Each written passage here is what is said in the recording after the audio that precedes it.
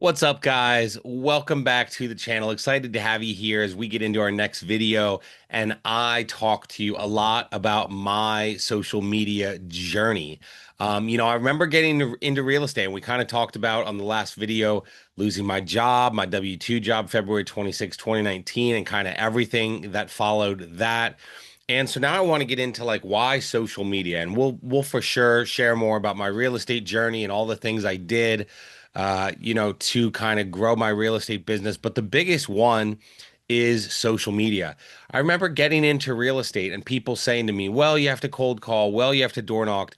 And I really kind of felt pressure from people to do that. And I remember thinking, no, I'm never going to do that. It's so funny now following Jesse Cole and one of my favorite business leaders because he says whatever is normal, do the exact opposite.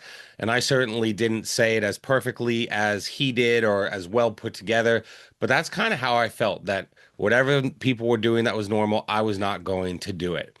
And so when I first got into real estate, everyone kind of said, here's what you do. You door knock, you cold call, you buy leads, or you buy ads, those four things.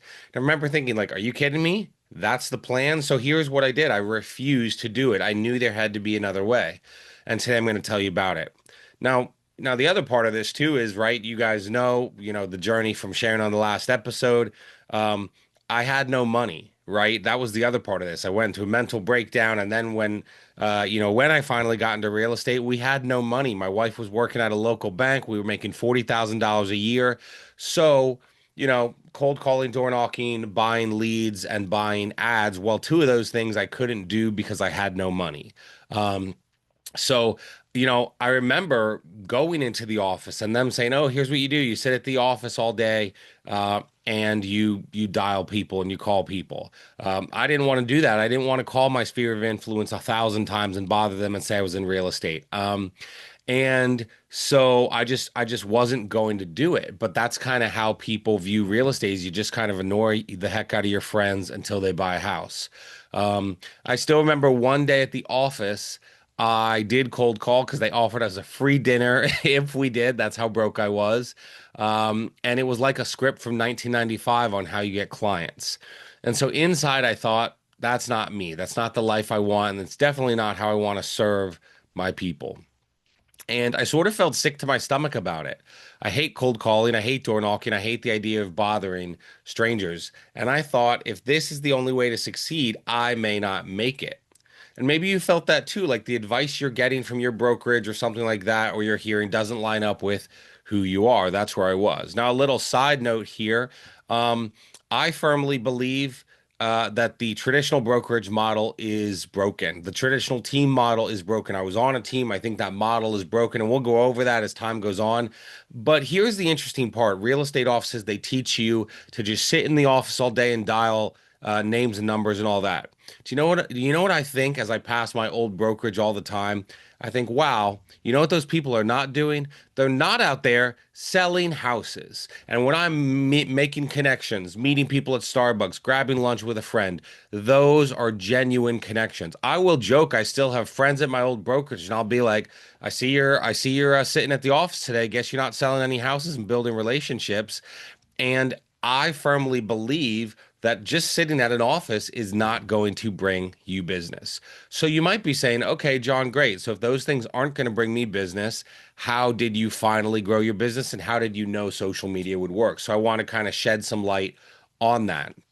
So, what you may or may not know was when I was working different W-2 jobs, I have a background in wedding photography. I did weddings on the side, did a really great job. I never got into it full time because it's a lot of work, but you could, photograph a wedding on a weekend, even while having a full-time job on a Friday night or Saturday, and make three to five, $6,000 on that. Now, of course, you have to edit and things like that. But here's what happened. I was a successful wedding photographer. I never cold called brides. I never door knocked on churches. I built that business all through organic social media, sharing photos, sharing stories. Sound familiar? Those of you that know me, connecting with people, and it worked. So really what happened was when I was in the wedding photography business, every time I would post a gallery, guess what? A bride normally would be the one that reaches out and said, "Hey, I love your photos. Can you photograph my wedding?" And it worked, right? Almost every single time I posted a gallery, I booked the next wedding. Do you see where this is going? So my insight was pretty simple. If social media worked in that business, why wouldn't it work in real estate? And that was my light bulb moment. I didn't have to play by the old rules. I could play by and then write my own rules, right? I can still see myself scrolling Facebook, looking at old posts from my photography days, looking at messages from brides, people tagging me when people asked in like Lancaster area groups for a wedding photographer. And that was the proof that social media was already working. And so I said, why ignore that evidence? Why not use this that I know works? This blueprint is right in front of me. And I didn't have some strategy. I didn't get 100,000 views a month for free like I do now. But I said, hey, wait a second, there's probably something here. And so I just started posting. Now you might be out there saying, well, John, I don't know what to post. Guess what?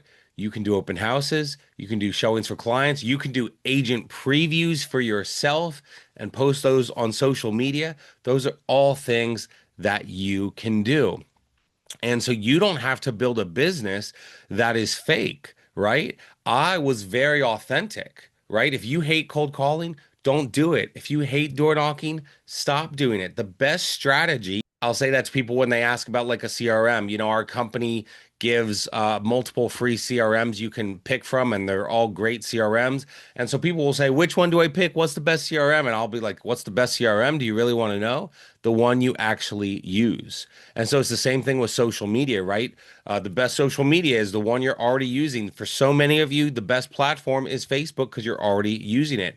And so the best strategy or platform or whatever is the one you'll use, the one you'll stick with. For me, it was using social media and using Facebook. But whatever you decide to use, whatever strategy you have, it has to be authentic to you. It has to align with who you are, or you will burn out fast. For me, this talking about social media and posting on social media excites me. Even now in my real estate business, helping buyers or sellers, but even over here, now helping those of you realtors with social media. And so I had proof that it worked. You know, I started posting on social media. And again, if it works for weddings or whatever business, it can work for real estate. And so that simple mindset has built my entire career. Post organic and authentic content on social media, build relationships, whatever's normal, do the exact opposite, and you will grow your business this way. So if you go on my Facebook, I have like 5 buckets of content that I post, and every single post goes into one of those buckets, and we'll get into that as time goes on. But it is all just being completely 100% real and authentic to me, right? And so I really want you guys to see this. In the next video, I'm going to show you exactly how I got my first client, how I ended up showing them almost 63 homes. I think it was actually 63, somewhere in that 60. I made $2,000, so it was barely worth the price of gas at the time, but I still considered it one of the best things that ever happened to me. But I want you guys to understand that anyone can grow their business on social media. And if you have questions about this, please reach out. But I promise you, you don't need some wild strategy, but I share what's authentic to me. I have these buckets, and my 5 buckets I'll tell you about at some point.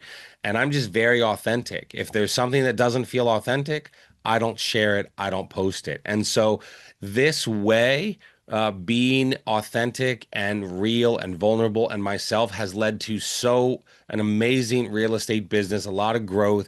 Last year, selling over $10 million in real estate, 2024, being an icon agent at EXP. And so this is what can happen. So thanks so much for watching. Hope you guys enjoyed this one. I'll see you guys on our next video on Tuesday. See you later.